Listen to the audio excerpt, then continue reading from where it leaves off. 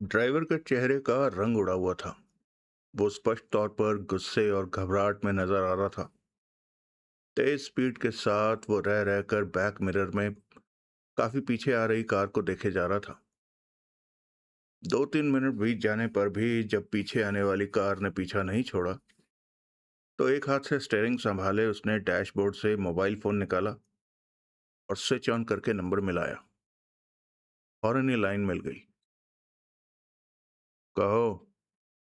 दूसरी तरफ से आवाज आई। सर, ट्रक खतरे में है, पीछे कुछ लोग पड़े हैं। कहने के साथ ही ड्राइवर ने कम शब्दों में सारी बात बता दी। दूसरी तरफ से आवाज नहीं आई। सर, सुन रहा हूं। तुम इस वक्त कहां कहां पर हो? ड्राइवर ने बताया।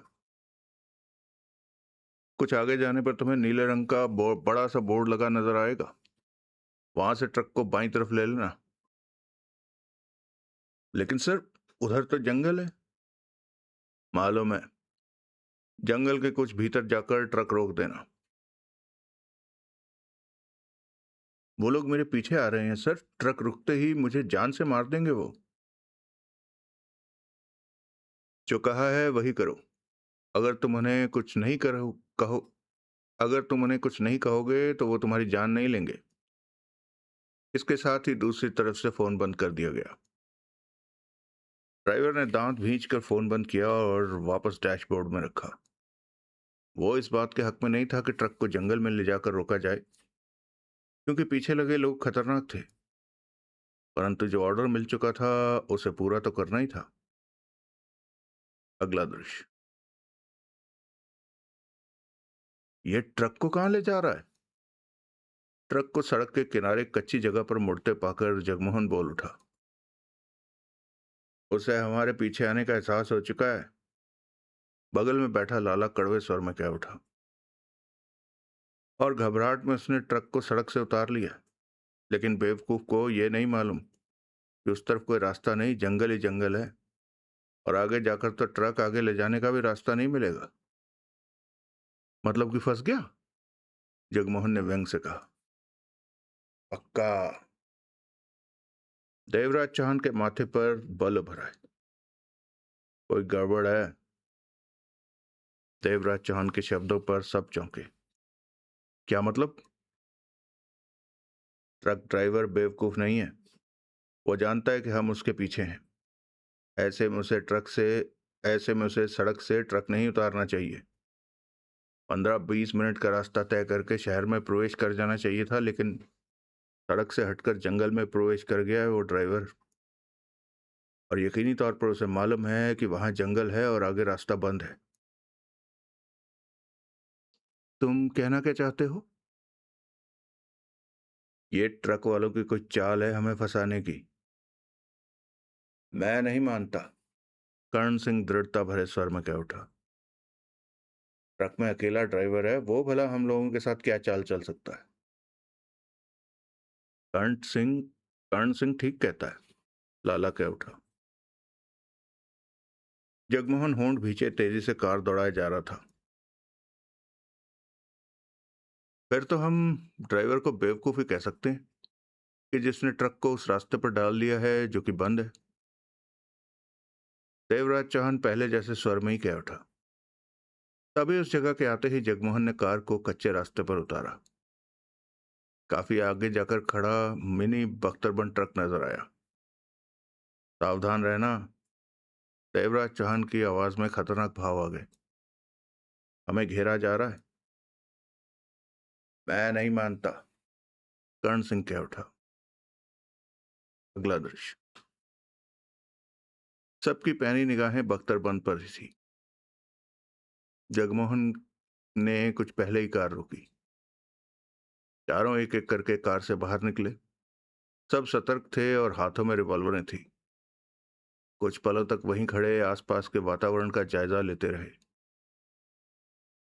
मैं बख्तरबंद ट्रक के पास जा रहा हूं, देवराज चौहान ने शब्दों को चबाकर कहा। तुम तीनों पीछे रहकर कवर करोगे और आसपास भी नजर रखोगे, और इस बात को दिमाग में रखना कि खतरा सिर पर है। कर्ण सिंह जवाब में होंठ सिकोड़ कर रह गया। रिवॉल्वर थामे देवराज चौहान सावधान कदमों से आगे बढ़ने लगा। अभी तक ऐसा कुछ भी नहीं हुआ था कि उसके शक को पुख्ता सबूत मिलता। आसपास पेड़ नजर आ रहे थे, नीचे सूखे पत्ते, छोटे छोटे पौधे और पहाड़ी पर पत्थर इधर उधर बिखरे पड़े थे। सूर्य की कोई कोई किरण ही जमीन पर पड़ रही थी। ऊंचे पेड़ों ने जैसे सब कुछ छिपा रखा था। बख्तरबंद के बख्तरबंद ट्रक के केबिन के करीब पहुंचते हुए देवराज चौहान हद से ज्यादा सावधान हो चुका था। फिर वह दबे पांव ड्राइविंग डोर के पास पहुंचा और फुर्ती के साथ दरवाजा खोलते हुए रिवॉल्वर वाला हाथ आगे कर दिया। उंगली ट्रिगर दबाने के लिए बिल्कुल तैयार थी, लेकिन ट्रक का ड्राइविंग केबिन खाली था। होंठ भींचे देवराज चौहान फुर्ती से पलटा। उसकी निगाह दूर तरफ घूमी। कोई नजर नहीं आया। क्या हुआ? जगमोहन का ऊंचा स्वर देवराज चौहान तक पहुंचा। ड्राइवर अंदर नहीं है? आसपास देखते हुए देवराज चौहान ने ऊंचे स्वर में जवाब दिया। वो या तो जंगल में भाग गया है या फिर आसपास ही छिपा है। उसके पास हथियार भी हो सकता है।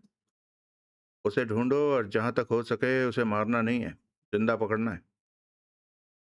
देवराज चौहान के इन शब्दों के साथ ही तीनों रिवॉल्वर थामे अलग अलग दिशाओं में फैलते चले गए। उस शांत वातावरण में सूखे पत्तों की चरमराहट गूंजने लगी। रिवॉल्वर थामे देवराज चौहान ट्रक के गिर्द घूमता हुआ पीछे की तरफ पहुंचा।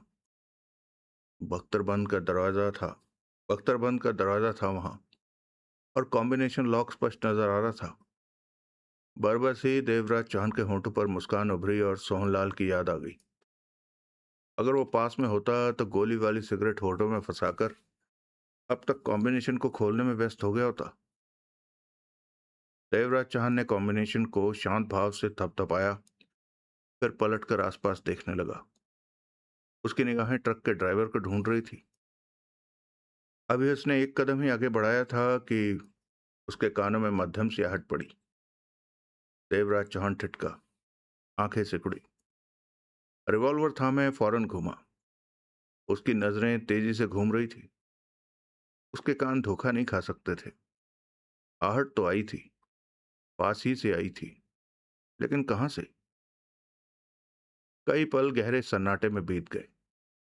देवराज चौहान फुर्ती से नीचे झुका। घुटने जमीन पर टिके, रिवॉल्वर वाला हाथ आगे था। निगाहें ट्रक के नीचे घूमी, परंतु वहां कोई नहीं था। देवराज चौहान खड़ा हो गया। कहां से आई थी आहट? देवराज चौहान की घूमती सतर्क निगाह बख्तरबंद ट्रक के कॉम्बिनेशन लॉक पर जा टिकी। अगर आसपास कोई नहीं है तो स्पष्ट है कि वो आहट ट्रक के भीतर से आई थी। मतलब कि बख्तरबंद लॉक के भीतर कोई है, यानी कि सोने की रखवाली के लिए सोने के साथ गनमैन भी हैं। इस सोच का एहसास देवराज चौहान के लिए नया था। ऐसी कोई खबर उसके पास नहीं थी कि सोने के साथ भी कोई हो सकता है। स्पष्ट था कि अगर कोई सोने को लूटने की कोशिश करता है तो बख्तरबंद का दरवाजा किसी तरह खोल लेता है, तो भी सोने के बदले कई गोलियां उसके जिस्म में धंस जाएंगी। देवराज चौहान की आंखों में सर्द भाव उभरे। तभी पुनः मध्यम सी, जरा सी आहट उभरी। देवराज चौहान की सिकड़ी आंखें पूरी खुल गई। अब वो यकीन के साथ कह सकता था कि आने वाली मध्यम सी आहट बख्तरबंद ट्रक के भीतर से नहीं आई थी। तो फिर ट्रक के नीचे? नहीं। भीतर से? नहीं। इसके अलावा तो एक ही जगह बचती थी, छत। बख्तरबंद ट्रक की छत। देवराज चौहान की निगाह ऊपर की तरफ उठी। कई क्षणों तक वो वैन की छत की तरफ देखता रहा। छत पर क्या है? कौन है? नजर आने का सवाल ही पैदा नहीं होता। देवराज चौहान दबे पांव बेआवाज पीछे हटने लगा, लेकिन इस दौरान उसकी एक निगाह बख्तरबंद ट्रक पर थी। 20-22 कदम दूर वो एक पेड़ के पास पहुंचकर ठिठका, फिर रिवॉल्वर दांतों में फंसाकर फुर्ती से पेड़ पर चढ़ने लगा। पेड़ काफी ऊंचा था। कुछ ऊपर जाने पर ट्रक की छत स्पष्ट नजर आने लगी थी। छत पर वो पेट के बल लेटा हुआ था। हाथों में रिवॉल्वर दबी थी, उसकी गर्दन बार बार हर दिशा की तरफ घूम रही थी।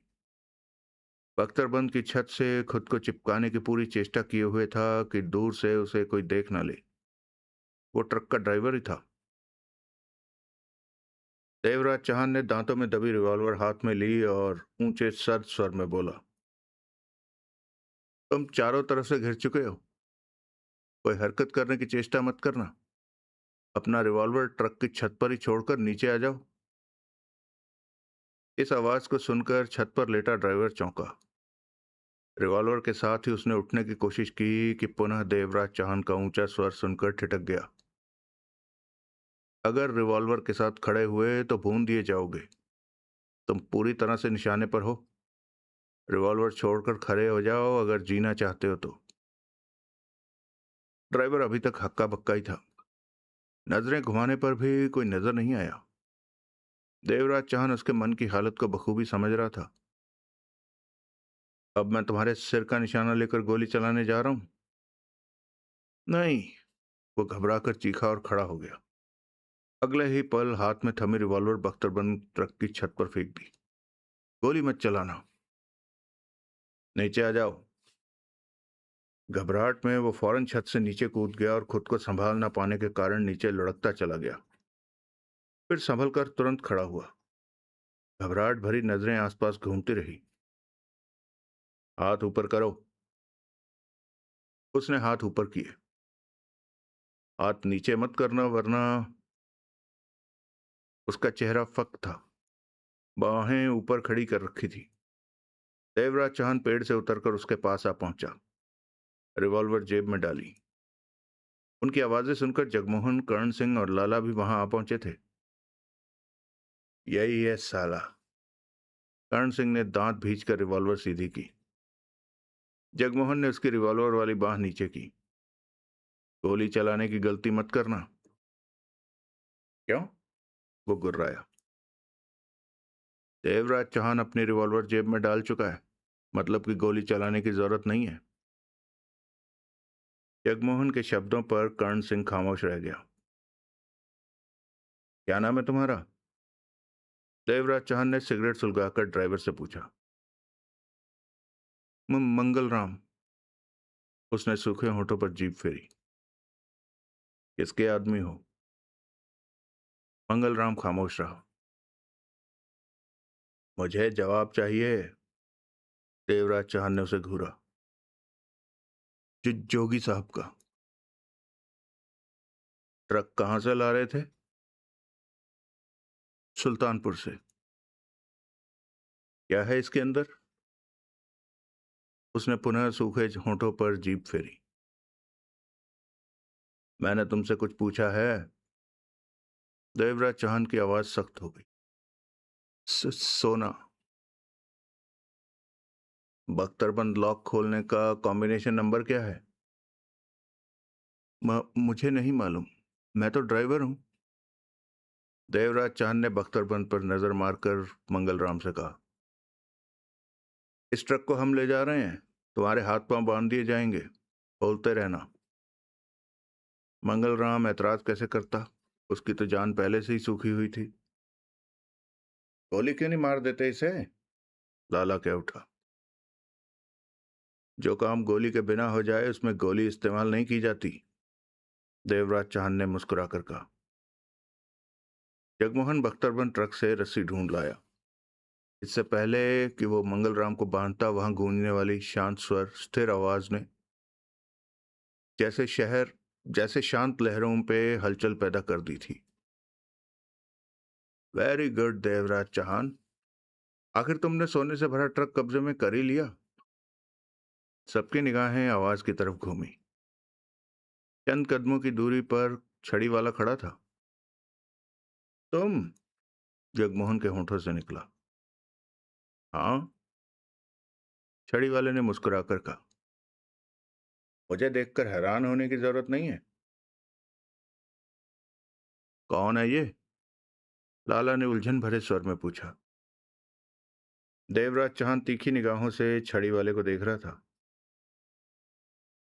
तुम्हारे बारे में तो मैं भूल ही गया था। देवराज चौहान का स्वर शांत था। नहीं भूलना चाहिए था। अभी ये हालत है तो बाद में तो मुझे पहचानने से इनकार कर दोगे। वैन का 25% सोना मेरे हवाले करने के बाद बेशक मुझे भूल जाना, तब परवाह नहीं है। ले लो। देवराज चौहान मुस्कुराया। लॉक खोलो। कॉम्बिनेशन नंबर बता दो, ले लेता हूं। छड़ी वाला भी मुस्कुराया। लेकिन मैं जानता हूं कि लॉक का कॉम्बिनेशन नंबर तुम्हें मालूम नहीं है। मालूम होता तो कम से कम खोल कर तो देख ही चुके होते। देवराज चौहान ने कस लिया। कैसे देते हो 25%? साथ चलूं या? तभी मोबाइल की बीप बीप आवाज गूंज उठी। छड़ी वाले ने तुरंत जेब से मोबाइल फोन निकाला और ऑन किया। Hello sir. वो पकड़ा गया। गुड। छड़ी वाले के दांत भिज गए। लेकिन उसने हमारे 2 आदमियों को शूट कर दिया। आवाज कानों में पड़ी। मैंने पहले ही कहा था कि संभल कर रहना। छड़ी वाले ने गुस्से से कहा। हम सावधान थे सर, लेकिन वो बहुत ही खतरनाक और चालाक है। उसने। अब कहाँ है वो? पुराने गोदाम में है सर, सख्त पहरे में है। अब उसे लापरवाही का मौका मत देना। No sir. छड़ी वाले ने स्विच ऑफ किया और फोन जेब में डालकर देवराज चौहान को देखा। अगर तुम्हें मुझ पर विश्वास हो तो इस बख्तरबंद को मेरे ठिकाने पर ले चलो। छड़ी वाले ने कहा। मेरे पास ऐसा आदमी है जो बख्तरबंद का लॉक खोल सकता है। उसे यहीं बुला लो। देवराज चौहान ने कहा। सॉरी, मजबूरी है। उसे यहां नहीं लाया जा सकता। अपनी जगह पर पहुंचकर ये सारा सोना हड़प लेगा। कर्ण सिंह ने सख्त स्वर में कहा। कोई बड़ी बात नहीं कि बाद में हमें गोली भी मार दे। देवराज चौहान ने प्रश्न भरी निगाहों से उसे देखा। ऐसा कुछ भी नहीं होगा। मैं किसी भी हालत में अपनी जुबान से बाहर नहीं जाऊंगा। हम तुम्हारी बात पर विश्वास नहीं कर सकते। जगमोहन बोल उठा। तुम कौन हो हम नहीं जानते। लाला देवराज चौहान को देखकर बोला। यह है कौन? इसका सोने से क्या वास्ता है? इस सोने में से इसका 25% का हिस्सा है। देवराज चौहान ने कहा। क्यों? इस क्यों का जवाब उदयवीर से पूछना। छड़ी वाले ने जेब से रिवॉल्वर निकाली और देवराज चौहान की तरफ उछाल दी। देवराज चौहान ने रिवॉल्वर थामी। इस रिवॉल्वर के अलावा मेरे पास कोई हथियार नहीं है। अब तुम लोग मुझे बांध कर अपने कब्जे में कर सकते हो। अपने ठिकाने पर पहुंचकर मैं या मेरे आदमी कोई गलत हरकत करने की कोशिश करें, मुझे उसी वक्त गोली मार देना। तुम्हारे साथ जाकर हम किसी तरह का रिस्क नहीं ले सकते। जगमोहन कह उठा। पहले अपने बारे में कुछ भी नहीं बताया था और अब अपने ठिकाने पर भी ले जाने को तैयार हो। इसलिए कि हमारे कब्जे में किए सारा सोना, इसलिए कि हमें कब्जे में लेकर सारा सारा सोना तुम्हारी नजर, मतलब कह रहा है इसलिए हमें कब्जे में लेकर सारा सोना कब्जा सको। ये बात नहीं है। छड़ी वाले ने गंभीर स्वर में कहा। मुझ पर विश्वास करो। मैं। जगमोहन। जगमोहन की निगाह देवराज चौहान की तरफ घूमी। इसकी तलाशी लो। लेकिन। लो। जगमोहन आगे बढ़कर छड़ी वाले की तलाशी लेने लगा। छड़ी वाले ने तलाशी पर कोई एतराज नहीं किया। वास्तव में उसके पास कोई हथियार नहीं था। इसके पास और हथियार नहीं है। ठीक है। देवराज चौहान ने सिर हिलाया। हम इसके ठिकाने पर चलेंगे। नहीं। लाला गुर्राया। वहां पहुंचने पर यह हमारी गर्दन कटवा सकता है। लाला ठीक कहता है। कर्ण सिंह सख्त स्वर में कह उठा। जगमोहन देवराज चौहान के पास पहुंचा। इसके ठिकाने पर जाना ठीक नहीं है, जगमोहन ने धीमे स्वर में कहा। हम नहीं जानते कि ये है कौन। वहां पहुंचकर मालूम हो जाएगा। मालूम करने की जरूरत ही क्या है? है। क्या है? मुझे मामला कुछ और ही लग रहा है। असल मामला सोने का नहीं है, देवराज चौहान ने कहा। मैं समझा नहीं। तभी छड़ी वाला आगे बढ़ा और देवराज चौहान के पास पहुंचा। मैं तुमसे अकेले में बात करना चाहता हूं। जगमोहन ने आंखें सिकोड़कर छड़ी वाले को देखा। तुम एक नंबर के हरामी हो, जगमोहन ने तीखे स्वर में कहा। जवाब में छड़ी वाला मुस्कुराया। आओ। देवराज चौहान और छड़ी वाला चंद कदम दूर हट गए। मैं जानता हूं कि सोने से भरा ट्रक लेकर इस तरह मेरे ठिकाने की बात सुनकर तुम शक करोगे। कोई भी हो, वो भी वही करेगा। इसलिए मैं तुम्हारा शक दूर करना चाहता हूं। कैसे करोगे शक दूर? बताता हूं, लेकिन एक शर्त है कि बाकी के सवाल जवाब मेरे ठिकाने पर पहुंचकर करोगे। बोलते रहो। देवराज चौहान की आंखें सिकुड़ी हुई थी। छड़ी वाले ने मीडियम साइज के बख्तरबंद ट्रक की तरफ नजर मारी। ये ट्रक खाली है, इसमें सोना नहीं है। क्या? देवराज चौहान के चेहरे पर अजीब से भाव उभरे। हाँ, छड़ी वाले ने गंभीरता से सिर हिलाया। मैं ट्रक के लॉक का कॉम्बिनेशन नंबर भी जानता हूं। भीतर से देखना चाहते हो तो खोल कर दिखा देता हूं। दिखाओ। छड़ी वाला बख्तरबंद ट्रक के लॉक के पास पहुंचा और कॉम्बिनेशन नंबर सेट करने लगा। मिनट भर में ही उसने बख्तरबंद का पिछला दरवाजा खोल दिया। भीतर कुछ भी नहीं था। खाली है, जगमोहन के होंठों से निकला। सोना कहाँ गया? लाला के होंठों से सूखा सा स्वर निकला। किसी ने कोई चालाकी दिखाई होगी। कर्ण सिंह ने दांत पीसकर छड़ी वाले को देखा। छड़ी वाला देवराज चौहान को देख रहा था। ट्रक में सोना ना पाकर देवराज चौहान के होंठ सिकुड़ गए। तुमने ही तो खबर दी थी कि इसमें सोना आ रहा है, देवराज चौहान ने कहा। ड्राइवर मंगलराम ट्रक खाली पाकर हक्का बक्का था। हाँ, मैंने ही तुम्हें बताया था कि इसमें सोना है, और अब नहीं है। छड़ी वाले ने गहरी सांस ली। दरअसल कुछ देर पहले ही मुझे खबर मिली कि मोहनलाल जोगी को हमारी हरकतों का पहले से ही आभास हो गया था। इसलिए उसके आदेश पर ट्रक को वहां से खाली ही रवाना किया गया था। लेकिन ट्रक खाली है, इसकी खबर चंद खास आदमियों के अलावा किसी को नहीं थी। इसलिए बीच की बात तुम तक देर से पहुंची। कोई कुछ ना बोला। कई पल खामोशी से गुजरे। ट्रक तो खाली था, तुम्हें मालूम भी था। फिर तुम ट्रक को और हमें अपने ठिकाने पर क्यों ले जाना चाहते थे? तब तो तुम्हें यहां भी सोना नहीं मिलना चाहिए था।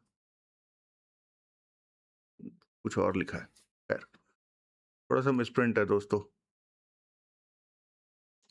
मैंने तुम्हें कहा था कि इसके बाद जो भी सवाल पूछना हो मेरे ठिकाने पर पूछना। यकीन मानो, मैंने हर कदम पर तुम्हारी सहायता की है, और अब भी तुम्हें मुझसे कोई खतरा नहीं है, छड़ी वाले ने गंभीर स्वर में कहा।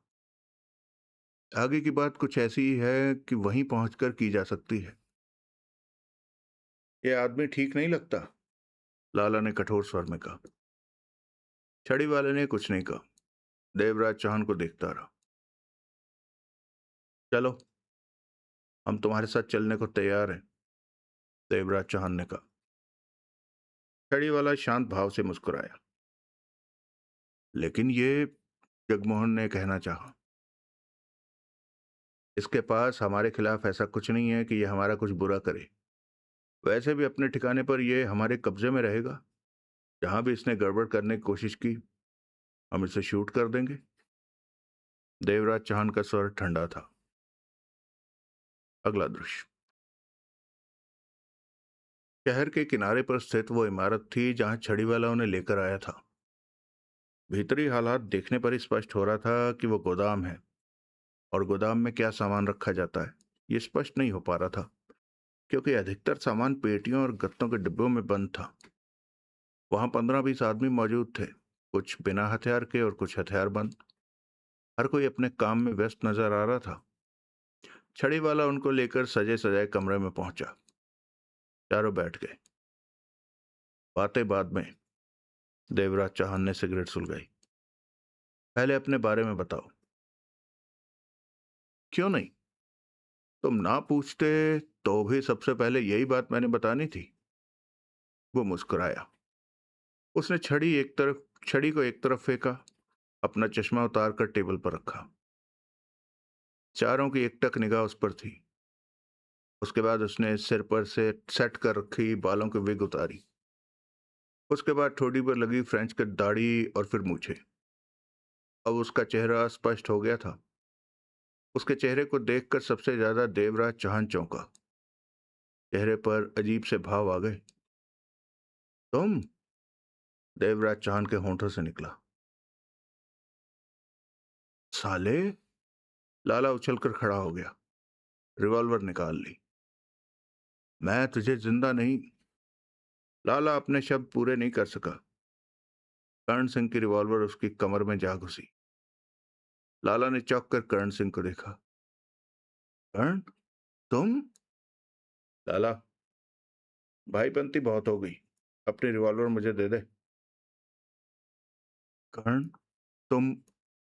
जब कर्ण दांत भींच कर गुर्राया और उसके हाथ से रिवॉल्वर लेकर जेब में डाल ली। हम दोनों पुराने साथी हैं, इस नाते तेरे को सलाह देता हूं कि आराम से कुर्सी पर बैठ जा। टिक कर कुर्सी पर बैठ जा। कुछ सोचने की, उड़ने की कोशिश की तो समझ जा क्या हो सकता है। हवा का रुख देखकर लाला होंठ भींचे कुर्सी पर बैठ गया। ये हो क्या रहा है? जगमोहन उलझे स्वर में बोला। है कौन ये? मोहनलाल जोगी। देवराज चौहान ने जोगी की आंखों में झांक कर जवाब दिया। जगमोहन के चेहरे पर हैरत के भाव उभरे। जोगी के होंठों पर शांत मुस्कान उभरी। हैरानी हो रही है मुझे देखकर? जोगी ने शांत स्वर में कहा। होनी ही चाहिए। देवराज चौहान ने कश लिया। मैंने नहीं सोचा था कि इस रूप के पीछे तुम हो। तुम सोचते तब जब मैं सोचने का मौका देता। योगी ने टेबल थपथपा कर कहा। वैसे भी तुम अपने काम में इस तरह उलझे हुए थे कि तुम्हारे पास दाएं बाएं देखने की फुर्सत ही कहाँ थी कि मेरे बारे में सोच पाते कि मैं कौन हूं। शायद तुम ठीक कहते हो। देवराज चौहान के चेहरे पर उलझन थी, लेकिन जगमोहन के चेहरे पर उभरा क्रोध स्पष्ट नजर आ रहा था। और तुम अपना रूप बदलकर हमें बेवकूफ बनाते रहे, अपने ही सोने के ट्रक को लूटने का प्रोग्राम बताते रहे। जोगी ने जगमोहन को देखा। तुमने हमें धोखा दिया है। मैंने कोई धोखा नहीं दिया। जोगी उसकी बात काटकर बोला। लेकिन तुम लोगों को उलझाकर जरूर रखा, क्योंकि उस वक्त हालात ऐसे नहीं थे कि खुलकर देवराज चौहान के सामने आता। और अब हालात बन गए हैं। जगमोहन का स्वर कड़वा था। हाँ, अब बन गए हैं। देवराज चौहान और जगमोहन की निगाहें मिली। कैसे बन गए? मोहनलाल जोगी ने देवराज चौहान और जगमोहन पर निगाह मारी। अगर तुम एक एक करके सवाल पूछो तो मैं शुरू से बात करूं? जोगी ने कहा। करो। जोगी ने कुर्सी पर पहलू बदला, फिर हाथों से टेबल को थपथपा कर कह उठा। जब तुमने इस शहर में प्रवेश किया तो उसके कुछ घंटे बाद ही मुझे खबर मिल गई थी कि असल में तुम देवराज चौहान हो। होटल में जो डकैती हुई, क्या हुआ उसके बारे में मुझे सब मालूम है। मैं जान चुका था कि तुमने डकैती नहीं की, तुम्हें फंसाया गया है। कैसे मालूम हुआ? सुनते रहो। जोगी ने सिर हिलाया। उसके बाद मुझे तुम्हारे बारे में हर खबर मिलती रही। तुम और सब खबरें तुम्हें कर्ण सिंह देता रहा। देवराज चौहान ने कर्ण सिंह पर नजर मारी। हाँ, राणा ब्रदर्स के साथ लगा कर्ण सिंह मेरा ही आदमी है। कोई महीना भर पहले मैंने इसे तगड़ी रकम देकर अपने साथ मिलाया ताकि राणा ब्रदर्स की भीतरी खबरें मुझे मिलती रहें।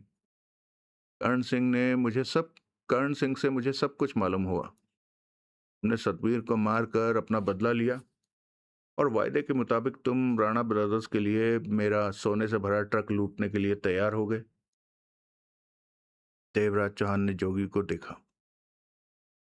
मुझे समझ नहीं आ रहा कि तुम इस मामले में क्यों आए, जगमोहन बोला। मेरा सोने से भरा ट्रक लूटने का प्रोग्राम बनाया जा रहा था, जोगी बोला, और इस पर भी तुम कहते हो कि मैं चुपचाप हाथ पर हाथ रखे बैठा देखता रहूं कि मेरा सोने का ट्रक कैसे लूटा जाता है। जगमोहन गहरी सांस लेकर रह गया।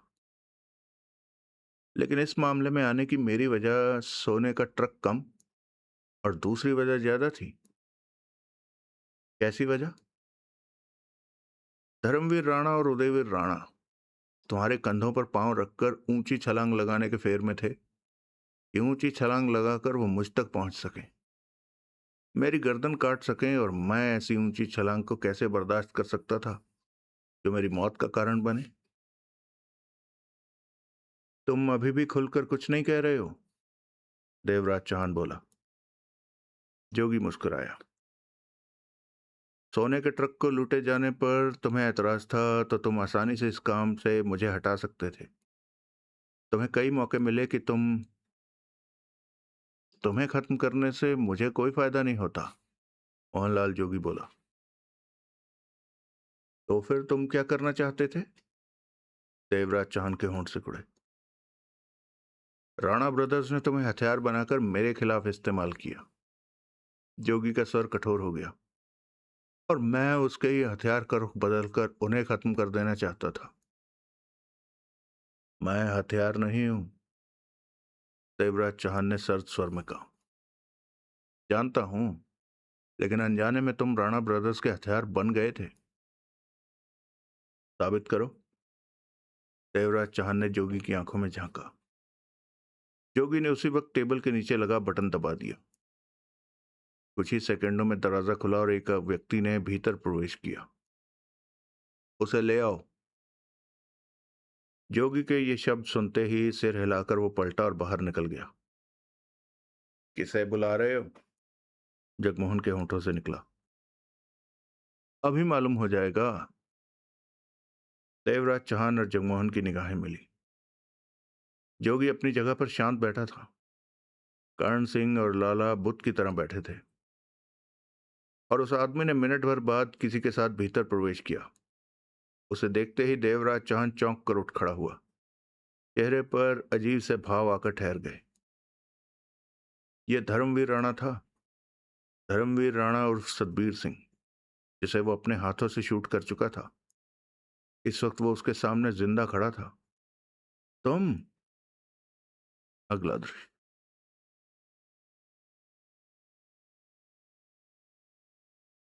धर्मवीर राणा का चेहरा मौत के डर से फक पड़ा हुआ था। माथे और चेहरे पर पसीने की बूंदें स्पष्ट चमकती नजर आ रही थी। होंठ ऐसे फीके पड़े थे जैसे बरसों से खुले ही ना हो। जोगी ने हाथ उठाकर चले जाने का इशारा किया तो धर्मवीर राणा को लाने वाला व्यक्ति पलटकर बाहर चला गया। धर्मवीर राणा जैसे फर्श में धंसा पड़ा था। देवराज चौहान के दांत भिज चुके थे, चेहरा कठोर हुआ पड़ा था।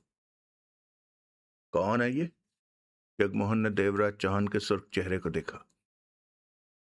सतबीर सिंह। सतबीर सिंह? जब मैं इस शहर में आया था तो ये खामखा मेरे पीछे पड़ गया था, मेरी जान लेने पर आमादा था। इसकी वजह से इस मामले में उलझा पड़ा हूं, देवराज चौहान ने दांत भींच कर कहा। लेकिन तुमने तो इसे शूट नहीं कर दिया था? हाँ, लेकिन जब मैंने इसकी लाश को चेक किया था तो जेब में रिवॉल्वर होने का आभास मिला था।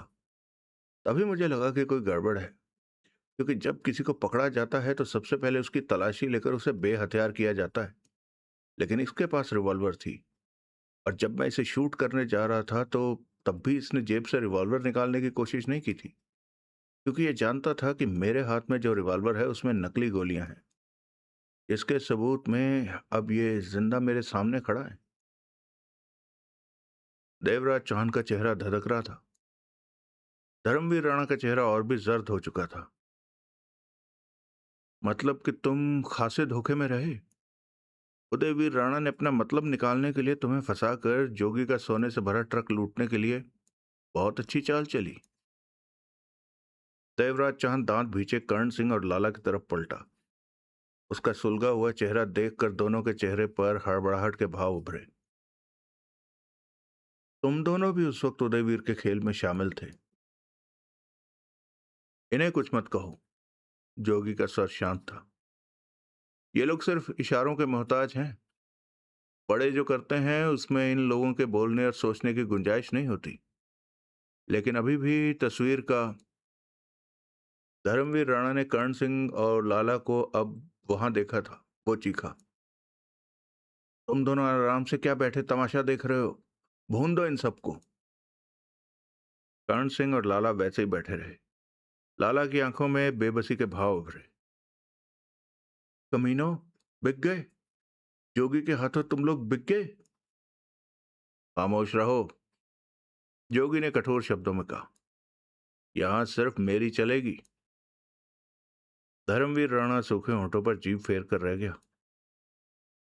बैठ जाओ देवराज चौहान, आगे की बात तो सुन लो।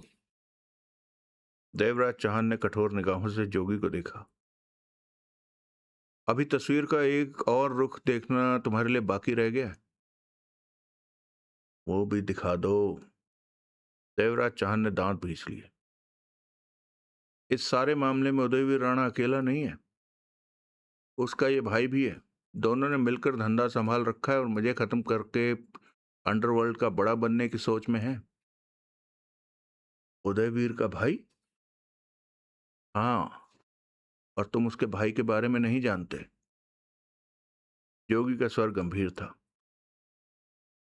उदयवीर ने हाथों हाथ तुम्हें इस कदर उलझा दिया कि उसके फैलाए चक्रव्यूह का तुम्हें एहसास भी न हो सका। उदयवीर राणा का भाई और कोई नहीं, यही है, धर्मवीर राणा, जैसे तुम सतवीर सिंह समझते हो।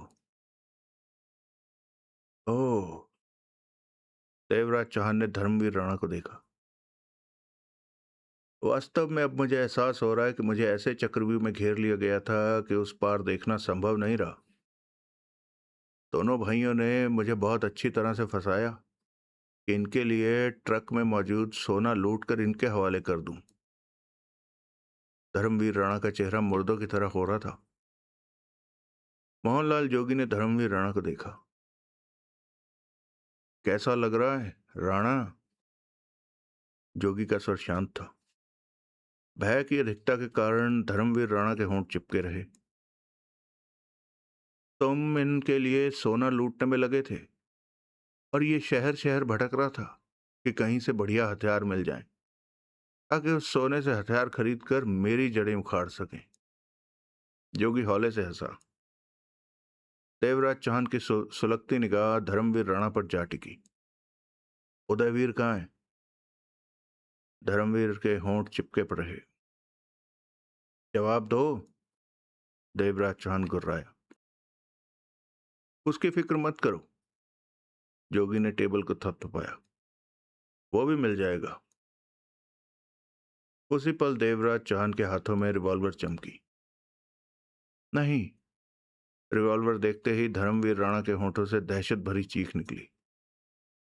कोई कुछ न समझ सका कि क्या होने जा रहा है। कानों को फाड़ देने वाला धमाका हुआ और गोली धर्मवीर राणा के माथे में जा धसी। धर्मवीर राणा के शरीर को तीव्र झटका लगा और वो पीछे जा गिरा। उसका शरीर शांत पड़ चुका था। बहता खून उसके चेहरे और सिर को भिगोता जा रहा था। सबकी निगाह धर्मवीर राणा की लाश पर जा टिकी। मैं शुरू से ही तुम्हारी निगाहों में था। तब तुमने ये सब मुझे क्यों नहीं बताया? देवराज चौहान के शब्दों पर धर्मवीर राणा की लाश से सबकी नजर हटी। मोहनलाल जोगी के होंठों पर मुस्कान नाच उठी। अगर ये सब तुम्हें पहले बताता तो तुम विश्वास नहीं करते, जोगी बोला। क्यों नहीं करता? क्योंकि अपनी बात साबित करने के लिए मेरे पास सबूत नहीं था। जब मुझे राणा ब्रदर्स की हरकत की खबर लगी तो मैंने अपने खास आदमियों को धर्मवीर राणा को पकड़कर लाने पर लगा दिया। इधर मैं अपना रंग रूप बदलकर तुम पर नजर रखने लगा। मुझे इंतजार था धर्मवीर राणा के पकड़े जाने का, ताकि उसे सामने देखकर तुम सब कुछ खुद ही समझ जाओ। लेकिन धर्मवीर राणा हाथ नहीं आ रहा था। बहुत कठिनता से हाथ आया और आते आते भी मेरे 2-3 आदमियों को मार दिया। मोहनलाल जोगी ने देवराज चौहान को देखा। लेकिन तुमने मेरा बहुत नुकसान किया है। मेरे खास आदमियों की जान ली है तुमने। मैंने उनकी जानें नहीं ली, बल्कि अपनी जान बचाई थी। हाँ, वो तो मैं भी जानता हूं। दरअसल मैं तुम्हें अपना दुश्मन नहीं बनाना चाहता था, और राणा ब्रदर्स की ऊंची छलांग का मुंह तोड़ जवाब भी देना चाहता था। उन्होंने मेरे खिलाफ जो हथियार तैयार किया था, मैं उसी हथियार से उन्हें खत्म करवाना चाहता था। ऐसे खेल में कुछ ना कुछ नुकसान तो होता ही है। जोगी की निगाह धर्मवीर राणा की लाश पर गई। एक तो गया। तुमने अपने आदमियों के साथ आकर मुझे शहर से निकलने की धमकी क्यों दी? जरूरी था। तुम मेरे खिलाफ तोड़फोड़ और कत्ल कर रहे थे। अब मैं अपने आदमियों को तो नहीं बता सकता था कि मैं क्यों चुप हूं, और उन्हें दिखाने के लिए मुझे कुछ तो करना था। वही मैंने किया और अपना रूप बदलकर मैं तुम पर नजर रखता रहा। लेकिन अब मुझे तसल्ली है कि हम दोनों में दुश्मनी भी नहीं हुई। तुम सोने के पीछे भी नहीं पड़े। राणा ब्रदर्स मेरे लिए खतरा ना बन सके। मेरे दुश्मन अब तुम्हारे दुश्मन बन चुके हैं। जैसे ये एक गया, वैसे उदयवीर भी जाएगा। तुम यहीं रहो। मैं एक दो दिन में मालूम कर लूंगा कि उदयवीर कहाँ है। जरूरत नहीं। उदयवीर को ढूंढना मेरे लिए बड़ी बात नहीं है। देवराज चौहान ने दांत भींच कर कहा। अगला दृश्य। देवराज चौहान और जगमोहन वापस उसी घटिया से होटल के कमरे में पहुंचे। लाला को मोहनलाल जोगी ने अपनी ही कैद में रख लिया था। जोगी के मुताबिक उसके लिए दो रास्ते थे। एक तो वो तब तक कैद रहेगा जब तक उदयवीर खत्म नहीं हो जाता, या फिर कर्ण सिंह की तरह उसका आदमी बन जाए। उलझन में फंसे लाला ने अपना कोई फैसला नहीं सुनाया था, जबकि कर्ण सिंह उसे समझाने की कोशिश कर रहा था कि जोगी का साथ देने में ही फायदा है। देवराज चौहान के चेहरे पर सख्ती की परत स्पष्ट नजर आ रही थी। उदयवीर ने बहुत अच्छी तरह तुम्हें अपने जाल में फंसाया, जगमोहन बोला। हाँ, कभी कभी ऐसा भी हो जाता है। देवराज चौहान ने सिर हिलाया। तब कुछ ऐसा हुआ कि कहीं भी नकलीपन नहीं लगा। अब उदयवीर को कहाँ ढूंढोगे? ढूंढने की जरूरत नहीं है। फोन करने पर ही वो आसानी से हत्थे आ जाएगा। देवराज चौहान और जगमोहन की निगाहें मिली। ऐसा है तो निपटाओ उसे, जगमोहन तीखे स्वर में बोला। यहां से वापस चलते हैं। अभी फोन कर दो। देवराज चौहान ने दो पल सोचा, फिर मोबाइल फोन निकालकर नंबर दबाने लगा। एक ही बार में लाइन मिल गई। बात हुई। हेलो। उदयवीर का स्वर कानों में पड़ा। काम हो गया, देवराज चौहान ने शांत स्वर में कहा। मतलब कि सोने का ट्रक तुम्हारे कब्जे में है? हाँ। देवराज चौहान के चेहरे पर कठोरता थी। तुमने जहां पहुंचाने को कहा था, हम ट्रक के साथ वहां नहीं पहुंच सकते थे। कोई और जगह बता दो, या फिर यहां आकर ट्रक को अपने कब्जे में कर लो। मैं जानता हूं कि तुम मजबूर हो। ट्रक को लेकर मुझ तक नहीं पहुंच सकते। क्या मतलब? देवराज चौहान के माथे पर बल पड़ गए। उदयवीर की गुर्राहट उसके कानों में पड़ी। तू क्या समझता है मुझे कुछ मालूम नहीं? सब मालूम है मुझे। तू जोगी के साथ जा मिला है।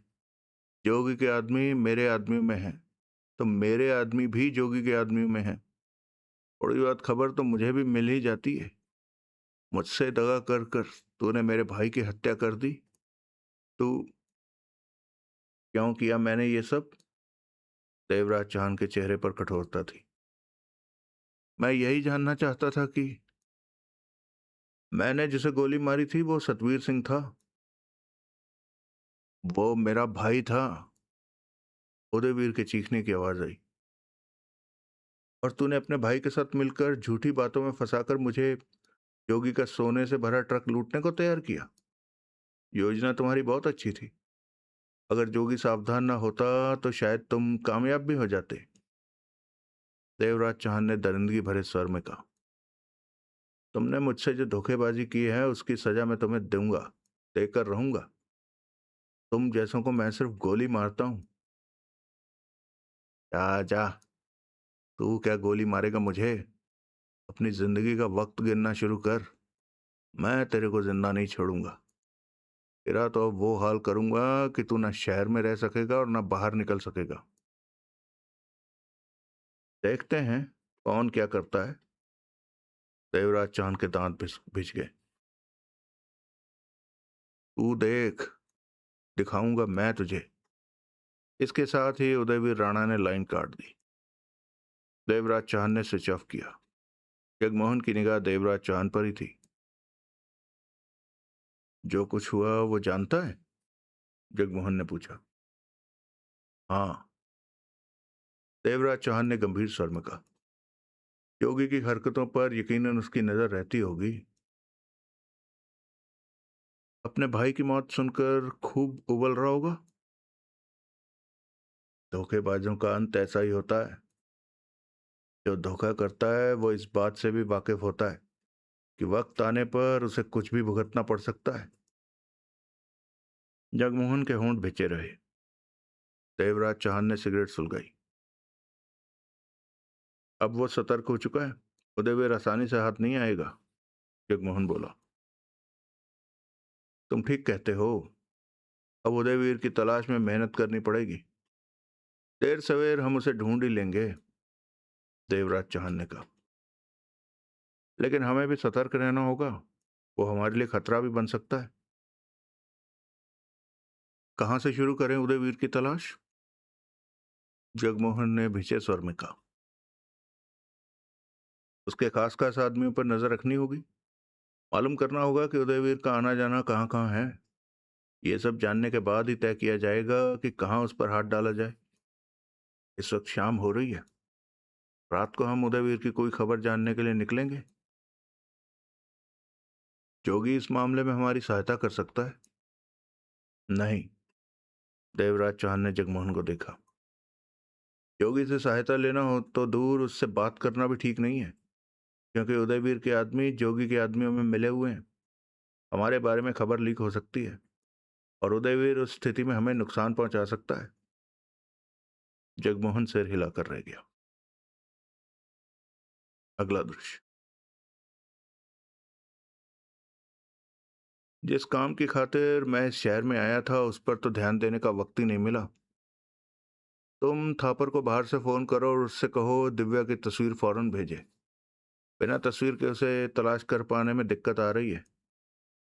देवराज चौहान ने कहा। जगमोहन ने सिर हिलाया और बाहर निकल गया। देवराज चौहान ने कुर्सी पर बैठे बैठे आंखें बंद कर ली। चेहरे पर सोच के भाव थे। आधे घंटे बाद जगमोहन लौटा। थापर का कहना है कि उसके दोस्त की बेटी दिव्या घर लौट आई है। उसके पास हमारा पता ठिकाना नहीं था, नहीं तो वो हमें खबर कर देता।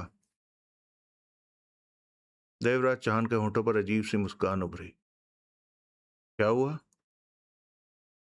जिस काम की खातिर मैं यहाँ आया था वो तो बिना किए ही पूरा हो गया, और जिस मामले से वास्ता नहीं था उसमें उलझे पड़े हैं। जवाब में जगमोहन भी मुस्कुरा कर रह गया। अगला दृश्य।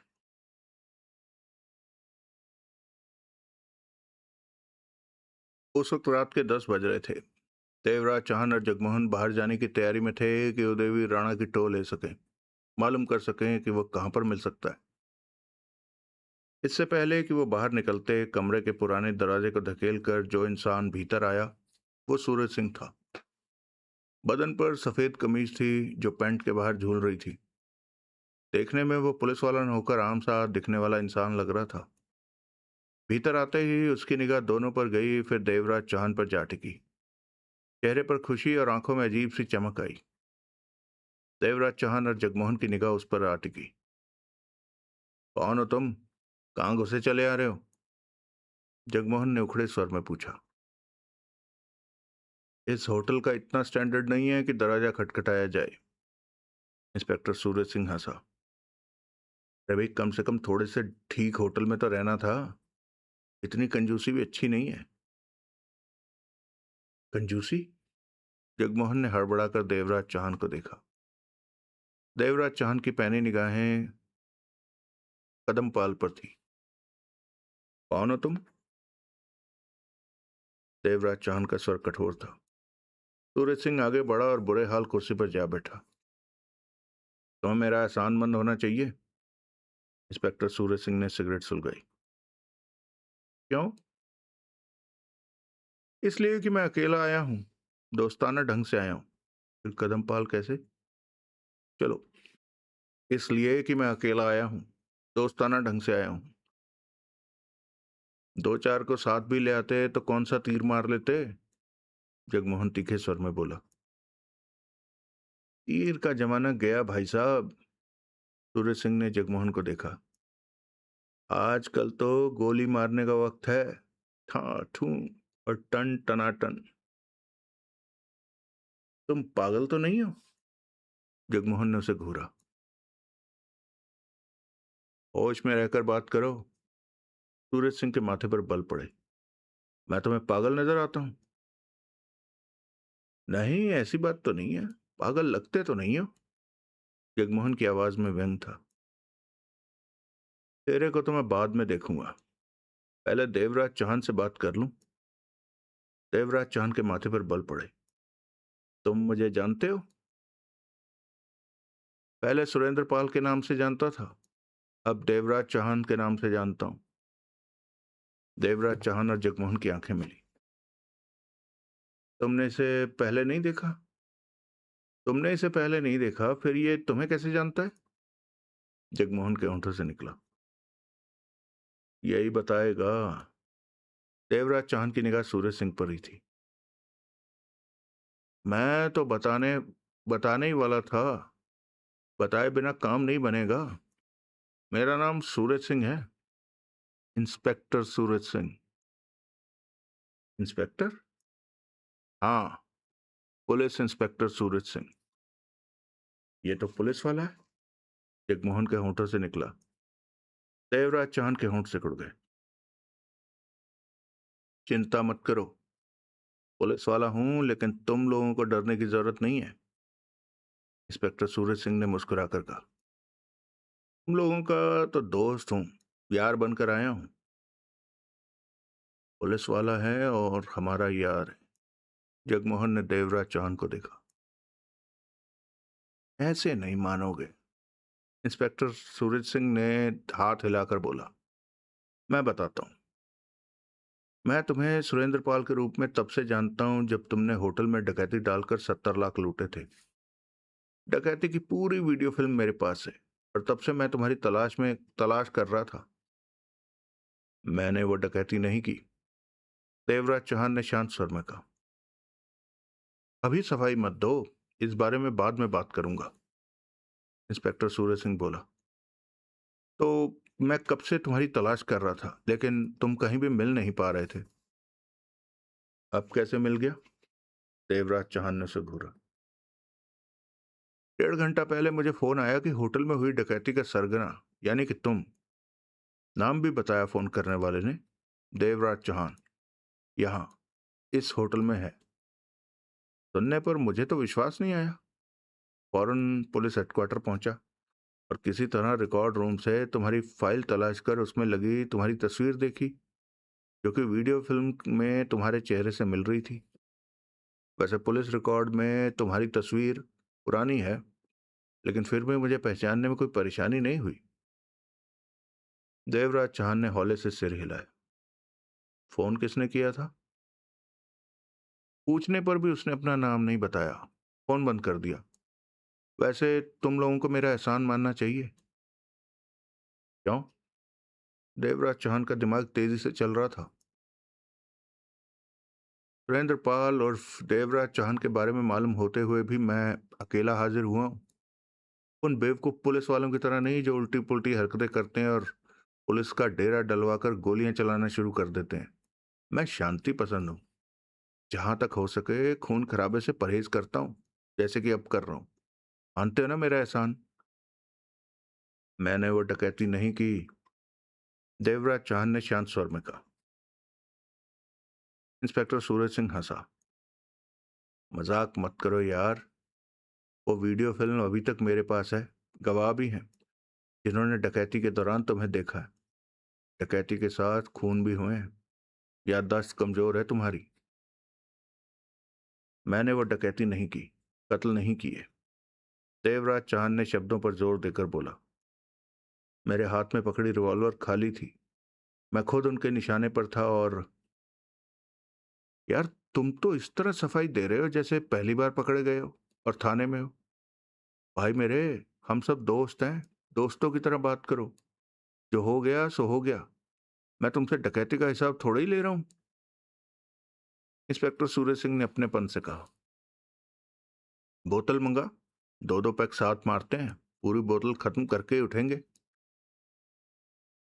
अला जबरदस्ती गले पड़ रहा है, जगमोहन बड़बड़ाया। देवराज चौहान के होठों पर शांत मुस्कान उभरी। ये हुई ना बात। इंस्पेक्टर सूरज सिंह की आंखों में चमक उभरी। तुम चाहते क्या हो? जगमोहन ने मीठे स्वर में पूछा। नहीं समझे? मेरा तो ख्याल था कि समझ गए होगे। खैर, तुम कौन हो? जगमोहन। समझा। देवराज चौहान के खास बंधु हो, तभी तो साथ हो। सूरज सिंह ने हाथ सिर हिलाया। तुम अपने मतलब की बात करो, जगमोहन बोला। भाई मेरे, सीधी सी बात है। सूरज सिंह हंसा। कानून, जेल, पुलिस को दूर रखो। इन बातों में मेरा कभी भी विश्वास नहीं रहा। डकैती 70 लाख की हुई थी। मिल बांट कर खाना चाहिए, आधा आधा। 35 लाख चाहते हो? ज्यादा तो नहीं है? डकैती के साथ हत्यारा भी तो है, सूरज सिंह ने समझाने वाले अंदाज में कहा। अगर हम तुम्हारी बात मंजूर ना करें तो? इंस्पेक्टर सूरज सिंह ने कंधे उचकाए। ये तो मैं पहले ही कह चुका हूं कि मुझे खून खराबा पसंद नहीं है। अगर नहीं दोगे तो ना सही, झगड़ा तो करने से रहा। चुपचाप यहां से वापस चला जाऊंगा। जगमोहन जानता था कि यह लालची पुलिस वाला है, यहां से जाकर उनके लिए मुसीबत खड़ी करेगा। देवराज चौहान ने सूरज सिंह को देखकर सिगरेट सुलगाई। ऐसी कोई बात नहीं है, पुलिस वालों के साथ दोस्ती रखनी चाहिए, जगमोहन मुस्कुराकर बोला। मैं जानता था कि तुम लोग समझदार हो, लेकिन एक दिक्कत है।